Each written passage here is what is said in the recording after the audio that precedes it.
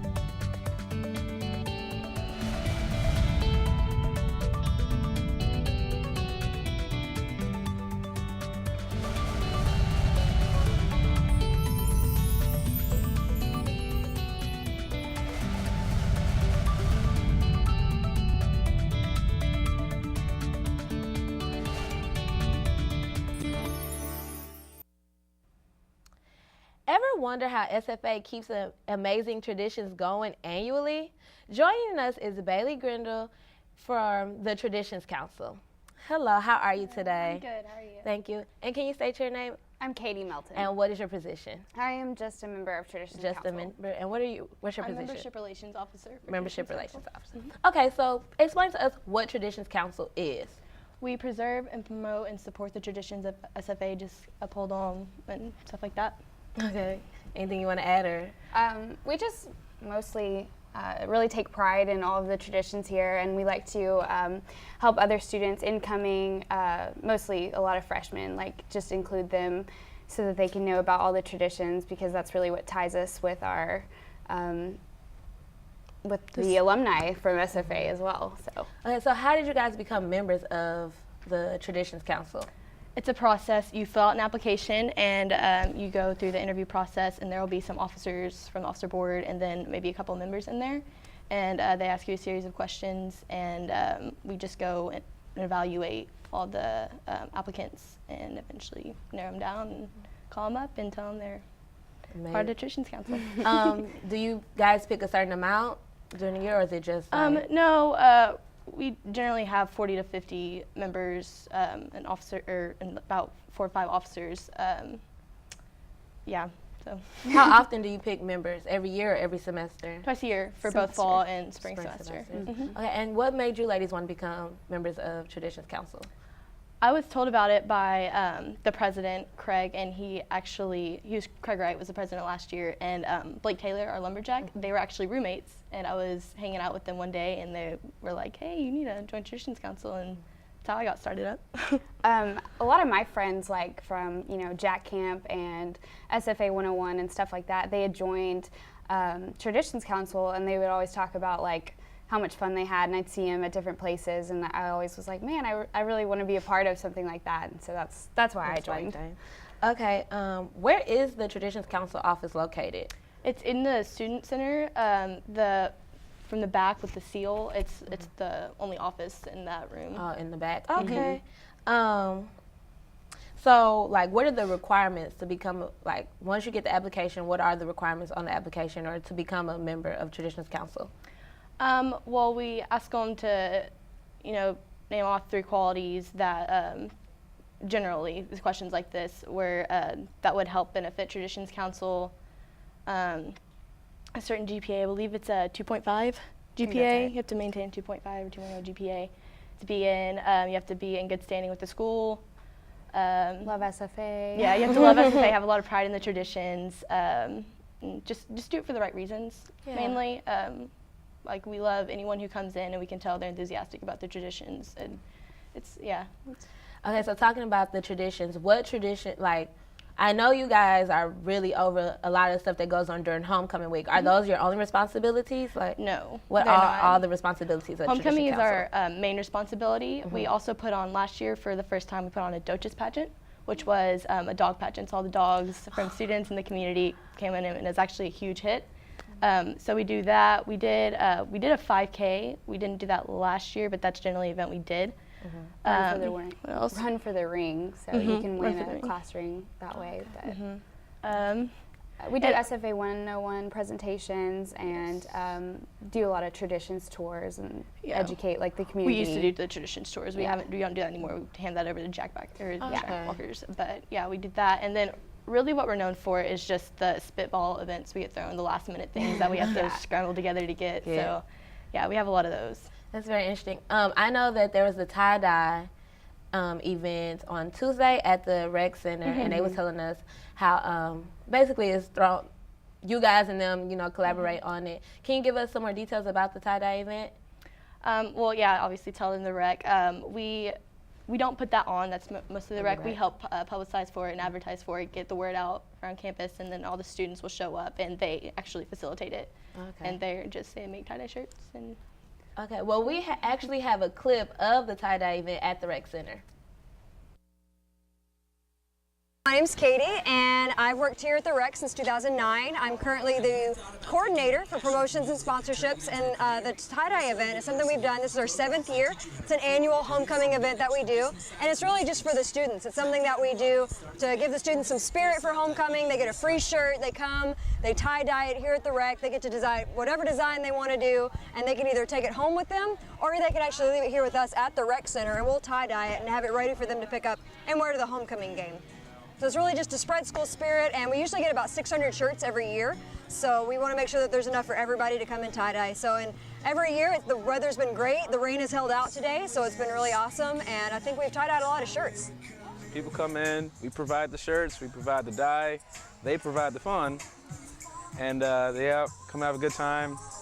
And it basically just gives a chance for the campus to kind of get involved during the homecoming. Some people, they've always wanted to tie-dye but may not have the resources to do it. So we kind of give them the opportunity to do that. All right.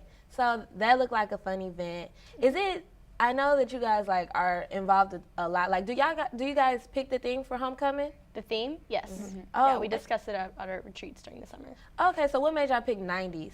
It's the 90th anniversary for SFA, so it seemed appropriate. Oh, yeah, that's And it was a great decade. So it was pretty great. 90s, baby. Yeah, that's right. All righty. Well, thank you, ladies, for joining us today. We really appreciate it, and I hope a lot of you guys go out and join the Traditions Council. We would like to thank you again for coming. We really appreciate it. For more information on Traditions Council and upcoming events, you can call them at 936-468-6721 or go to their suite at 1.204 in the Student Center. Up next, hear about all the great events that the Expo Center and the Civic Center put on for Nacogdoches.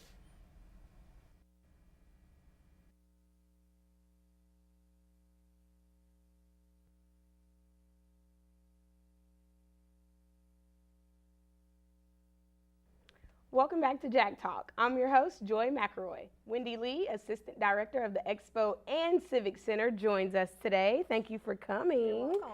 We appreciate it. So what exactly do you do? Well, first and foremost, I'm the Assistant Director of the Nacogdoches County Expo and Civic Center. I give anything from tours of the facility to help planning events, from wedding receptions to quinceañeras, to our main events throughout the year, which is the Nacogdoches Pro Rodeo and the Piney Woods Fair. Okay, so how long have you been in your position? I started in February of this year. Started in full force and have enjoyed every minute of it. I get to work with numerous people of the community, different groups, families, kids. It's an amazing experience of what I get to do with the Expo. So are you from Nacogdoches? Yes, born and raised. Born and raised. Lived And I all heard my you life. say you went to SFA. Yes, I did. I went to SFA right after graduating for high school, and like I said, it was an experience, and just getting to stay in touch with SFA and getting the students involved in things out at the Expo and Civic Center is a good thing. So do y'all do events that are targeted to college students? Well, our Civic Center just opened up. It was a year in September that we've been opened, and so we're looking at getting our community, SFA, our high schools, involved in having events out at the Civic Center. We can hold quite a few people. We've had a few meetings from SFA that's come out there, the city, the county, any kind of meetings that they need to have, we can accommodate them. So So I know it's been like redesigned and revamped completely. How do you feel about that? I'm glad that Nacogdoches has something new. Nacogdoches has always needed, I think, something where they can come and feel at home. And at the Civic Center, we can do that. We want to make our people that come and rent our facility feel at home, feel comfortable that they can have their event there and do what they want to do. So what is a normal day like for you? Oh, a normal Working day. Starting at 8 o'clock in the morning, it's from answering phones to answering questions to making sure that our staff is doing what needs to be done for the next event, preparing the facility for the next event that might be coming up, or even tearing down from the previous event the day before and getting ready for the one the next day. So it just depends on what's on the schedule. Well, I heard you say that you are the second in charge. Anita Scott is our director. She is the boss, as you could say. And we also have an administrative assistant, Wendy Channel, that also helps us make sure that all our I's are dotted and all our T's are crossed. And we have a great grounds crew. We have 3 wonderful guys that help us get the arena set up for rodeos and get the barns set up and things like that. And be honest with you, it takes all 6 of us to get it done. And we work hard to make sure that everybody is happy. Well, that's good. Do y'all accept interns? We do. Actually, this past year, we had 2 interns here from SFA.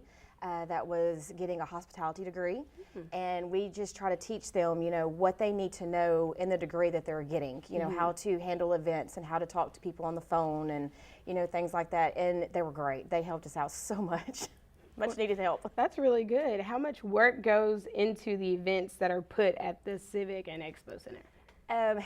The events mostly in the Civic Center are kind of handled by their own of the people that are handling the events. Our major events, which is our Pro Rodeo and our Piney Woods Fair, months and months of prepping and working and lining things up for everybody to make sure that we know what we're doing. I mean, we do our rodeo in March and our fair in October, and right when you finish one, you're starting on the next one. So, Speaking of the Piney Woods Fair, it was Sunday? Sunday was the last day? Sunday was the last day. It was October 9th through the 13th. It was a awesome fair this year, and we did have some rain out on Saturday due to Mother Nature, and we all know we can't help that. But the rides were great. Working with Evans United Shows has just been amazing. They've been doing this for over 60 years, and this is their life, you know, and they make it so much easier for us. They come in, they set up, they get the concessions going, and they're just there, you know, if we need them, they're there. And it's vice versa with us. We're there if they need them, or if they need us. Yeah. So it was amazing. We had so many kids come out for cheerleading competition, ag shows, cannings events, the arts and crafts events, and it was good to get to see the community come together and have fun. What's the biggest event that y'all put on during the fair? During the fair would have to be our animal exhibits for our 4-H and our FFA groups throughout the county. The heifer shows, pig shows, lambs, goats, chickens, rabbits. I mean, you name it, we have a show for it almost. And definitely our ag mechanics, where the local FFA schools get to build things and sell them for money to put back into the FFA program for their school. So it's kind of similar to the state fair where Yes. they have, you know, all the animal expos Yes. and all that. So that's really good. I Oh, mean, they yes. get that experience.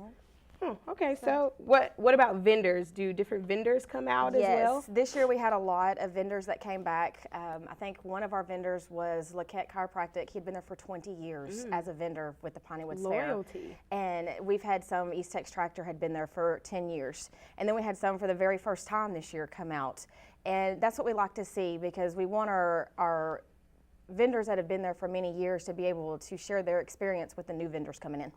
So do y'all have any upcoming events that y'all have recently planned that are going to be new that haven't been here in Nacogdoches before? Besides our wedding receptions and our quinceañeras that come through every month, those are basically the ones that, you know, we don't ever have past experience with. But we do have our Black Tie Bingo coming in, and that is next weekend. So that's another big thing that we're looking forward to. So do y'all work with a lot of businesses and organizations around Nacogdoches? Yes, Boys and Girls Club. We work with the Herald House out of Lufkin. We work with the district attorney here in Nacogdoches, and definitely all the county employees that we have, the sheriff's department, and helping them do training and having classes and things. So have the new renovations expanded the things that can be done at the Expo and Civic Center? Yes, definitely. And we are looking into maybe, getting conventions started and conferences for companies that are here in Nacogdoches, where they can come and get everybody together and have a training class. Yeah. Things like that. So we're really looking forward to the Civic Center growing here in Nacogdoches. So how is the Civic Center and Expo Center beneficial to Nacogdoches? We can handle almost anything, from a rodeo to a roping event to a birthday party. If you want to have a Sweet 16 birthday party, it gives a place for people to come and hang out with their family and their friends and just be able to enjoy a moment of just having a good time. Well, that's good. That's really good. We would like to thank you, Wendy, for joining us. We really appreciate it. It seems like the Expo and Civic Center is extremely fun. You love working there. You enjoy your job, and it's very beneficial to Nacogdoches students and everyone in the community. So if you can view their upcoming events, visit www.nacexpo.net/calendar, or give them a call at 936-564-0849. Up next, we're visited by a King nominee, so don't change that channel. You can find out who it is. Stay tuned to Jack Talk.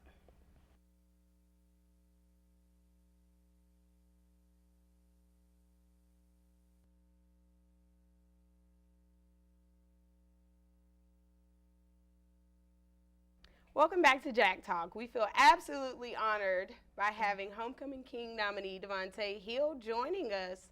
Thank you, Devontae. We really appreciate it. Thanks, Devontae. So, the first question, how did you get your name on the ballot? Well, it was actually by mistake. This really wasn't any of my intentions, but I kind of got dared to do it.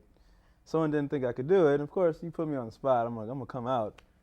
And so they have this little application, filled it out, and I had to go to some meeting, kind of just go through all the rules and regulations. Wasn't really paying attention, because I was doing homework at the time. So, but I kind of got the gist of it, and we were able to put the name on there.